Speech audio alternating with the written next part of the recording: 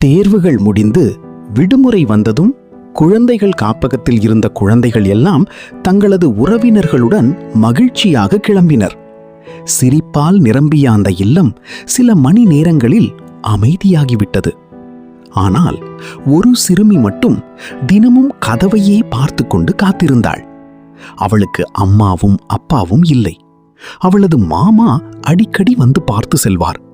ஆனால் இந்த விடுமுறையில் நாங்கள் குடும்பமாக வெளியூர் போகிறோம், பிறகு வருகிறேன் என்று சொல்லி சென்றவர் திரும்பவே இல்லை. தினமும் இன்று வருவாரா என்ற நம்பிக்கையுடன் அவள் காத்திருந்தாள். நாட்கள் கடந்து சென்றன. ஆனால் அவர் வரவில்லை.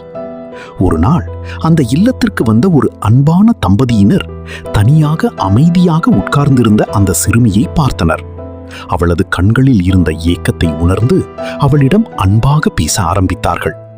சில நாட்களில் அவர்கள் அவளை தத்தெடுக்க முடிவு செய்தார்கள். அந்த நாள் அவள் முதன்முறையாக அம்மா என்று அழைத்தாள். அப்பா என்று சிரித்தாள். காத்திருப்பில் இருந்த அவளது வாழ்க்கை அன்பால் நிரம்பிய புதிய வாழ்க்கையாக மாறியது. அந்த குடும்பத்தில் அவள் அன்போடு வளர்ந்து படித்து வாழ்க்கையில் உயர்ந்தாள். ஒரு காலத்தில் காத்திருந்த அந்த குழந்தை இன்று மற்றவர்களுக்கு நம்பிக்கை கொடுக்கும் ஒளியாக மாறினாள். நண்பர்களே, உலகம் உங்களை மறந்துவிட்டாலும் தேவன் உங்களை ஒருபோதும் மறக்க மாட்டார். நீங்கள் கூட இன்று தனியாக வாழ்ந்து கொண்டிருக்கலாம், ஒரு உண்மையான அன்பிற்காக ஏங்கிக் கொண்டிருக்கலாம்.